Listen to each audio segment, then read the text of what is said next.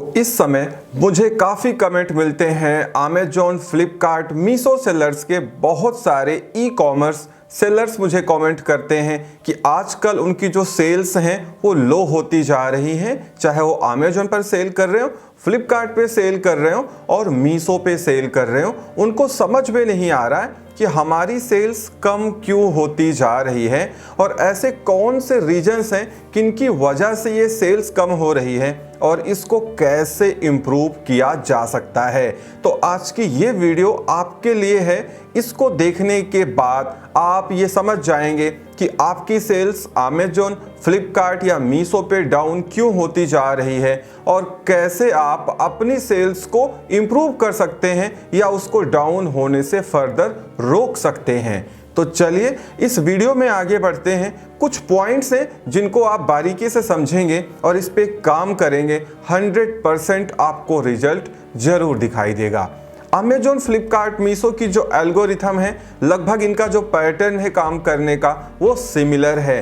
तो कुछ पॉइंट्स हैं जिनको आपको गौर करना है, जिन पे आपको कंसंट्रेट करना है। 100% आपको अपनी सेल्स में इंप्रूवमेंट दिखाई देगा।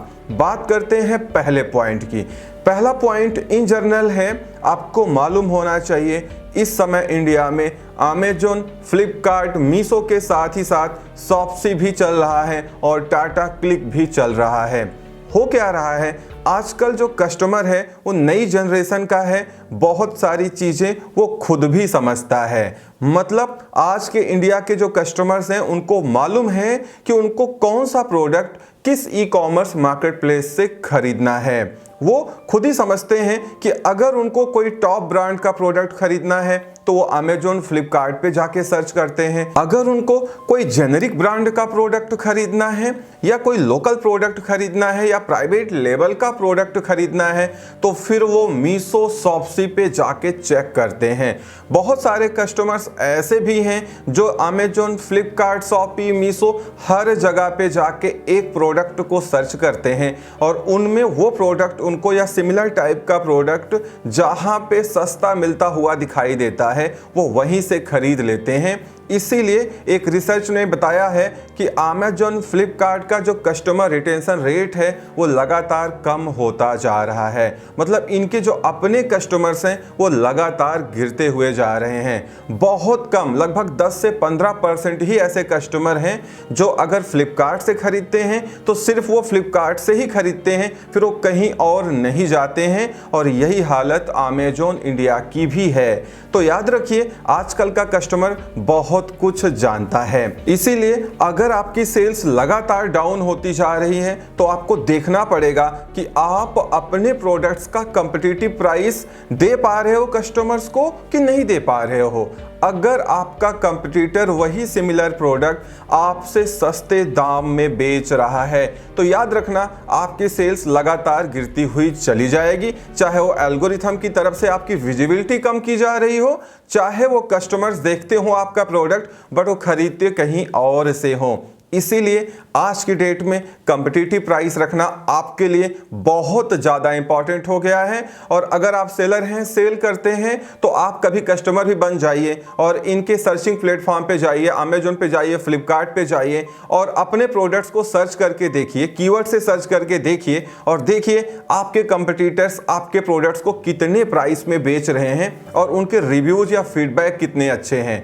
अगर उनका रिव्यूज आपसे घटिया है, प्राइस कम है, तो एक बार को आपका प्रोडक्ट बिकेगा। लेकिन अगर प्राइस कम है और रिव्यूज भी अच्छा है तो फिर आपका प्रोडक्ट नहीं बिकेगा। आई थिंक आप समझ पा रहे होंगे, ये कॉम्पिटिटिव प्राइस आज की डेट में आपके लिए सबसे ज़्यादा इंपॉर्टेंस रखता है अगर आपको अपनी सेल बढ़ानी है। और अगर आपको लगता है कि कॉम्पिटिटिव प्राइस देने के बाद आपका कुछ बचता नहीं है, प्रॉफिट नहीं हो रहा है, तो फिर आपको एक काम करना पड़ेगा। आप जहां से सोर्सिंग कर रहे हैं वहां पे या तो आपको प्राइस कम करवाना पड़ेगा या तो उस प्रोडक्ट का साइज, वेट या डायमेंशन थोड़ा रिड्यूस कराना पड़ेगा, जिससे आपका थोड़ा प्राइस कट हो जाए और आपका काम हो जाए। तो ये पहला पॉइंट बिल्कुल दिमाग में रखिएगा और इसको देखिएगा, ये आपको बहुत हेल्प करेगा। बात करते हैं सेकंड पॉइंट की। याद रखिए, अगर आपको ई कॉमर्स में सक्सेस पाना है तो एक बहुत बड़ा पैरामीटर है आउट ऑफ स्टॉक रेट। अगर वो 4% से ज़्यादा हो रहा है तो याद रखिए आपको प्रमोट नहीं किया जाएगा, चाहे वो अमेजॉन हो, चाहे वो फ्लिपकार्ट हो और चाहे वो मीशो है। इसीलिए इन मार्केट प्लेसेस पे अच्छी विजिबिलिटी लाने के लिए, सेल्स को बढ़ाने के लिए प्रोडक्ट्स आउट ऑफ स्टॉक नहीं जाने चाहिए। 4% इसलिए मैं बोल रहा हूँ कि कुछ प्रोडक्ट्स आपके कभी कभी स्लाइटली आउट ऑफ स्टॉक जा सकते हैं, इसीलिए 4% का मार्जिन लिया जाता है। लेकिन कोशिश करिए इससे ज़्यादा आप एक्सीड ना हो पाए। एक्सीड कर रहे हैं तो जल्दी से जल्दी अपने प्रोडक्ट को इन स्टॉक कर लीजिए, नहीं तो आपके प्रोडक्ट्स की विजिबिलिटी कम कर दी जाएगी, क्योंकि इनकी जो एल्गोरिथम है ये कतई पसंद नहीं करती ऐसे सेलर्स को जिनके प्रोडक्ट्स बहुत ज़्यादा फ्रीक्वेंटली आउट ऑफ स्टॉक जाते रहते हैं। इससे क्या होता है, जो कस्टमर एक्सपीरियंस है वो हैम्पर होता है। तो इसीलिए आउट ऑफ स्टॉक रेट ये बहुत मायने रखता है। तो अगर आपका प्रोडक्ट जल्दी जल्दी आउट ऑफ स्टॉक जाता है तो कोशिश करें प्रोडक्ट को इन स्टॉक जरूर रखें। वैसे इसको मैनेज करना एक बहुत बड़ा आर्ट है जो आपको सीखना पड़ेगा, अदरवाइज आपकी सेल्स कम हो सकती हैं। बात करते हैं थर्ड पॉइंट की, वो ये है कि कई बार जो सेलर्स होते हैं वो इतने कंफ्यूज होते हैं कि उनको लगता अचानक से कि अरे यार इस प्रोडक्ट में तो मेरा कुछ बच ही नहीं रहा है, और वो घबरा के या जल्दबाजी में उसका जो सेल प्राइस है प्रोडक्ट का वो 10% से ज़्यादा इंक्रीमेंट कर देते हैं। याद रखिए अमेजॉन, फ्लिपकार्ट, मीशो की एल्गोरिथम इतनी स्मार्ट है कि अगर आप एक बार ही अपने सेल प्राइस को बहुत ज़्यादा बढ़ा दोगे, या यूँ कहें कि लगभग 10% से ज़्यादा आप बढ़ा दोगे, तो आपकी विजिबिलिटी उस प्रोडक्ट की तुरंत ही डाउन होती हुई चली जाएगी। और अगर वो पहले दूसरे पेज पे प्रोडक्ट लैंड कर रहा है तो हो सकता है फिर वो 6 या 7th पेज पे आ जाए या कस्टमर्स को कुछ देर के लिए दिखाया ही ना जाए। इसीलिए ई कॉमर्स में अपना जो प्राइस है वो सोच समझ के डिसाइड करें लिस्टिंग करते समय। उसके बाद अगर आपको इंक्रीमेंट करने की ज़रूरत पड़ रही है तो 5% ही इंक्रीमेंट करें या 10% अप टू मैक्स इंक्रीमेंट करें। इसके बाद अगर आप अचानक से इंक्रीमेंट करेंगे तो बहुत बड़ा नुकसान आपको उठाना पड़ेगा। अगर आपको इतना प्राइस बढ़ाना ही है तो उसको धीरे धीरे बढ़ाएं, मतलब वीकली आप थोड़ा थोड़ा प्राइस इंक्रीमेंट करें तो फिर आपका काम बन जाएगा। तो इस बात को आप जरूर ध्यान में रखिए।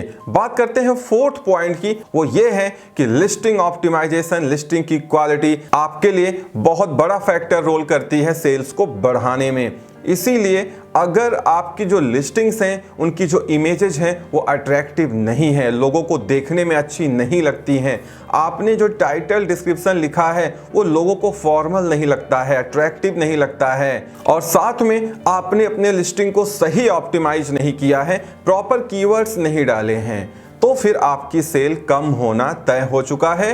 क्योंकि अब एल्गोरिथम ज़्यादा स्मार्ट है, आर्टिफिशियल इंटेलिजेंस का यूज किया जा रहा है। तो अगर आपका प्रोडक्ट स्टैंड आउट नहीं करता है अपने कंपटीटर से तो फिर आपको प्रॉब्लम आएगी। आज की डेट में जो मेन इमेज है या प्रोडक्ट इमेजेस हैं, 90% कस्टमर्स तो इसी इमेज को देख के प्रोडक्ट खरीद लेते हैं, और उनमें से 70% कस्टमर्स ऐसे होते हैं जो प्रोडक्ट की डायमेंशन तक नहीं देखते हैं। तो याद रखिए इमेज का ई कॉमर्स में बहुत बड़ा रोल है, और अगर आप अच्छी इमेजेस खुद नहीं कैप्चर कर पाते हैं तो अमेजॉन, फ्लिपकार्ट में बहुत सारे थर्ड पार्टी एसपीएन हैं जो ये काम आपको करके देंगे। क्योंकि आजकल, पहले तो था कि जो इमेजेस हैं वो वाइट बैकग्राउंड में ई कॉमर्स में चलती थी, अब बहुत ही लिमिटेड ऐसी कैटेगरीज रह गई हैं जहां पे जो मेन इमेज है वो वाइट बैकग्राउंड में रिक्वायर्ड होती है। अदरवाइज अमेजॉन हो, फ्लिपकार्ट हो, मीशो की तो कोई बात ही नहीं, वहां तो सब चलता है। अब आपको लाइफ स्टाइल इमेजेस की जरूरत पड़ती है as a main image. Amazon, Flipkart की मैं बात कर रहा हूं, यहां पे बहुत सारी अब ऐसी कैटेगरीज हैं जहां पे वाइट बैकग्राउंड की इमेज नहीं चलती है। अगर आप ऐसा करते हैं तो आपकी विजिबिलिटी को डाउन कर दिया जाएगा। इसीलिए जो आपकी कैटेगरी गाइडलाइंस हैं, अगर उसमें लाइफ स्टाइल इमेज की बात हो रही है तो आपको लाइफ स्टाइल इमेज ही अपलोड करनी है, और लाइफ स्टाइल इमेज वैसे भी ज़्यादा वर्क करती हैं as compare to white background image. इसमें आपको कस्टमर कन्वर्जन रेट अच्छा देखने को मिलता है। इसीलिए ज़्यादा फोकस प्रोडक्ट इमेज पे भी आप लगाइए। आपका प्रोडक्ट कितना बढ़िया हो, अगर उसकी इमेज घटिया है, वो देखने में खूबसूरत नहीं लग रहा है ऑनलाइन, तो फिर उसको कोई नहीं खरीदेगा। इसीलिए first impression is last impression. पहला जो आपका प्रोडक्ट का इमेज है वही बता देता है, वही कस्टमर को डिसाइड करवा देता है कि इसको खरीदना है या नहीं खरीदना है। एक बार को आपकी प्रोडक्ट की इमेज बहुत अच्छी हो गई, प्रोडक्ट की क्वालिटी उतनी अच्छी नहीं है, तो बाद में कस्टमर उसको रिटर्न करता है, वो आप बाद में भी मैनेज कर सकते हो। लेकिन पहले आपकी जो मेन इमेज है या जो बाकी इमेजेस हैं वो कॉम्प्लीमेंट्री होनी चाहिए, अट्रैक्टिव होनी चाहिए, तो आपकी सेल्स जरूर बढ़ेंगी। तो अगर आप इन सारे पैरामीटर्स पे खरे उतरते हैं तो आपकी सेल्स कभी डाउन नहीं होंगी। और अगर थोड़ी बहुत डाउन भी हो जाती है तो वो ड्यू टू स्लो इकोनॉमी या सीजन्स डाउन होने की वजह से होता है, जो कि इंडिया में एक नॉर्मल बात है। कभी कभी जब सीजन्स नहीं है, फेस्टिव सीजन नहीं है, कुछ हो नहीं रहा है, तो उस समय सेल्स डाउन हो जाती हैं, बट इतना भी डाउन नहीं होती कि अगर आपकी पर डे 30,000 की सेल हो रही है तो आप 5-10 पे आ गए। हाँ, 20-25 हो सकती है, डाउन हो सकती है। तो इसीलिए याद रखिए कि इन फैक्टर्स को फॉलो करिए, थोड़ा बहुत एड्स भी चलाइए जिससे आपकी विजिबिलिटी को और बूस्ट दिया जाए, लोगों में आपकी ब्रांड अवेयरनेस बढ़े, तो डेफिनेटली आप ग्रो करेंगे। और चाहे वो अमेजन हो, फ्लिपकार्ट हो, मीशो हो, शॉप्सी हो, अगर आप इन बेस्ट प्रैक्टिसेस को फॉलो करते हैं तो डेफिनेटली आज नहीं तो कल आपको ग्रो करने से कोई रोक नहीं पाएगा। तो इस वीडियो में इतना ही। उम्मीद करता हूं वीडियो पसंद आई होगी। Thank you so much for watching.